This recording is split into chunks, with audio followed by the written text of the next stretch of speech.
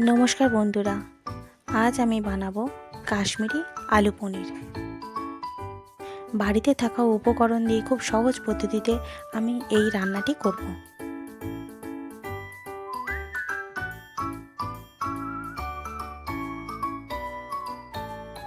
এই রেসিপিটি করার জন্য আমি দুটো আলু টুকরো টুকরো করে কেটে নেব এবং দুটো টমেটো টুকরো টুকরো করে কেটে নেব, একটা ক্যাপসিকাম কেটে নেব টুকরো করে, আর এক টুকরো আদা নেব।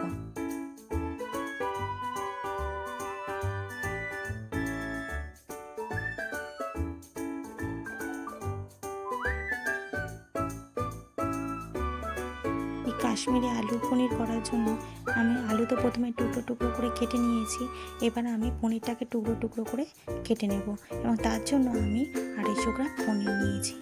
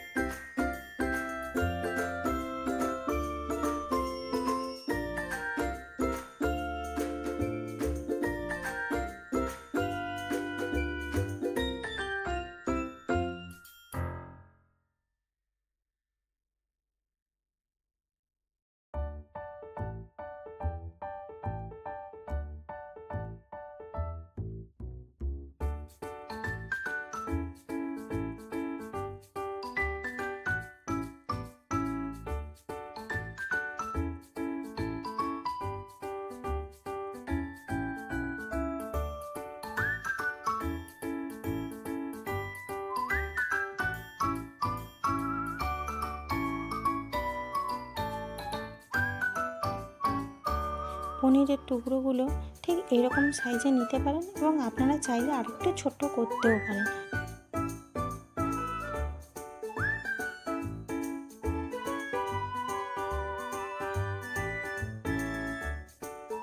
এখন আমি কড়াইতে তেল দিয়ে দেব।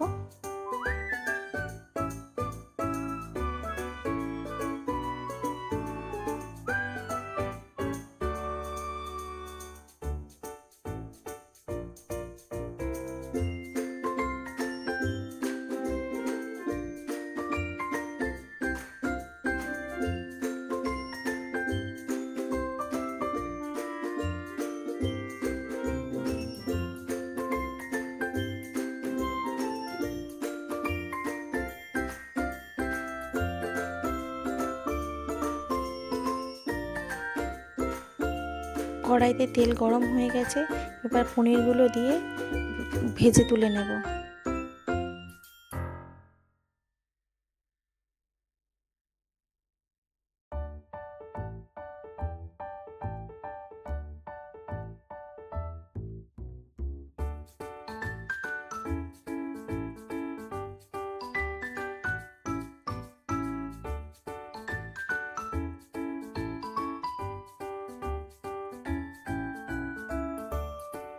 একটা বাটিতে গরম জল নিয়ে নেব, ভাজা পনিরগুলো তাতে রাখবো এবং তাতে একটু নুন দিয়ে দেব, কারণ ভাজা পনিরগুলো ওই গরম জলে রাখলে পনিরগুলো নরম থাকবে, কিন্তু শুধু রাখলে, ভাজা করে শুধু রেখে দিলে পনির শক্ত হয়ে যায়, তাই গরম জলে রাখলে পনিরটা নরম থাকে।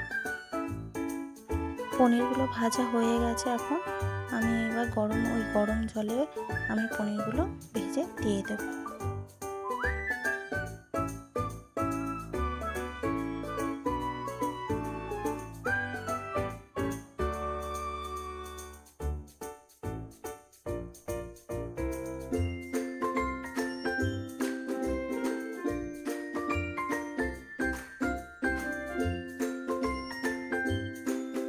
পনির ভেজে তুলে নেওয়ার পর ওই তেলেতে গোটা জিরে, দারচিনি, লবঙ্গ, এলাচ ফোড়নে দিয়ে দেব।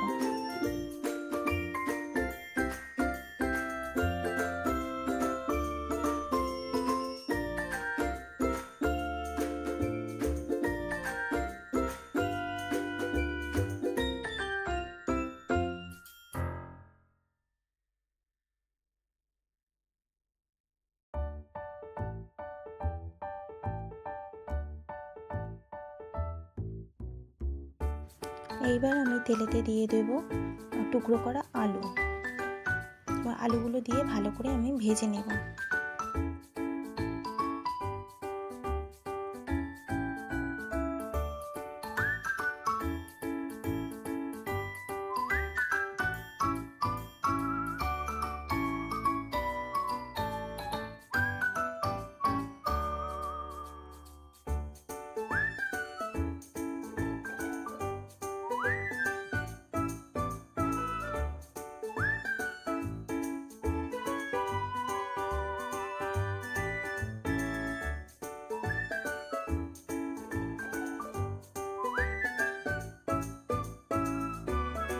আলুগুলো ভাজা হয়ে এসছে। এবার আমি টুকরো করা দুটো টমেটো দিয়ে দেব এবং একটা ক্যাপসিকামও টুকরো করা দিয়ে দেব।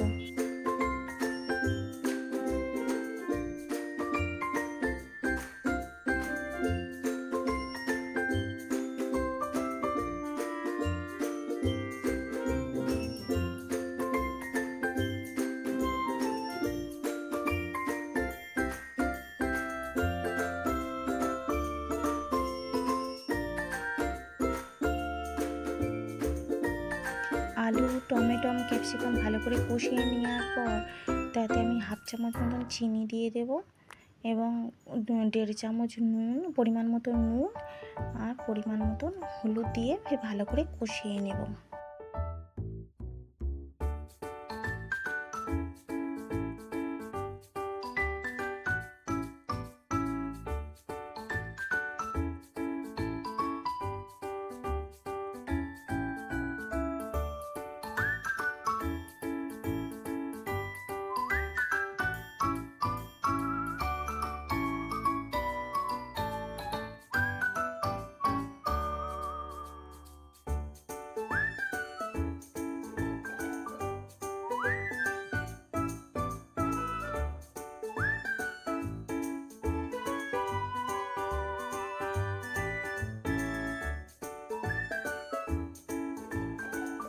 আলু, টমেটো, ক্যাপসিকাম ভালো করে কষিয়ে নেওয়ার পরে, নুন হলুদ কষিয়ে নেওয়ার পরে এবার আমি ফেটিয়ে রাখা টক দই দিয়ে দেব, দিয়ে ভালো করে কষিয়ে নেব।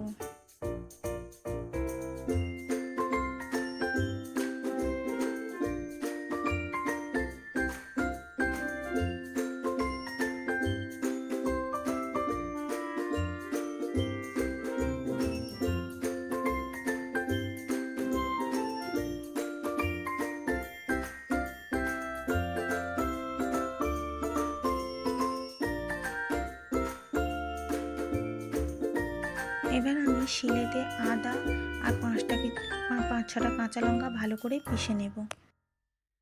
এবার আমি শিলেতে আদা এবং 5-6টা লঙ্কা ভালো করে বেটে নেব, নিয়ে ওই বাটা মশলাটাই আমি তরকারিতে দিয়ে দেব।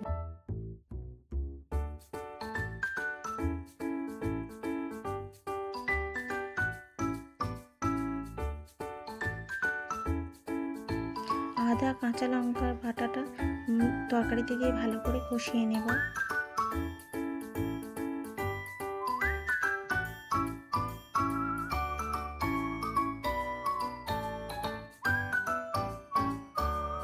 এইবার আমি তরকারিতে ভেজে রাখা পনিরগুলো, যেগুলো গরম জলে ভিজিয়ে রেখেছিলাম, সেগুলো এবারে তরকারিতে একে একে দিয়ে দেব, দিয়ে পনিরগুলো দিয়েও ভালো করে কষিয়ে নেব।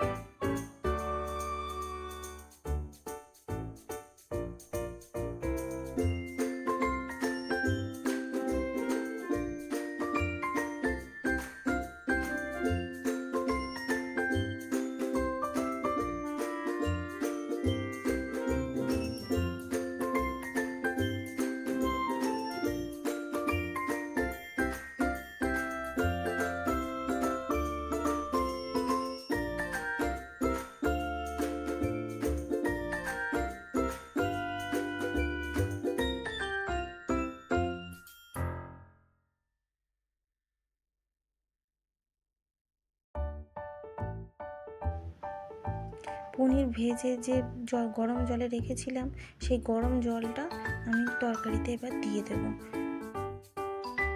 তরকারিটা ঢাকনা দিয়ে 10-15 মিনিট ফোটানোর পর দেখবো যে আলুগুলো সিদ্ধ হয়েছে কিনা।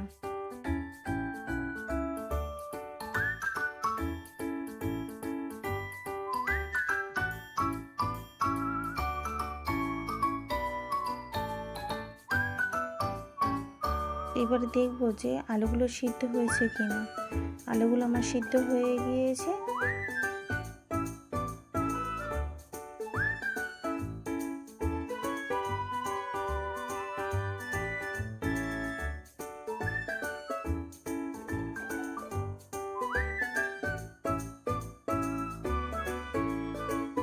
তরকারিটা আমার পুরোপুরি কমপ্লিট হয়ে গিয়েছে। এবার আমি একটি পাত্রে তরকারিটা তুলে নেব।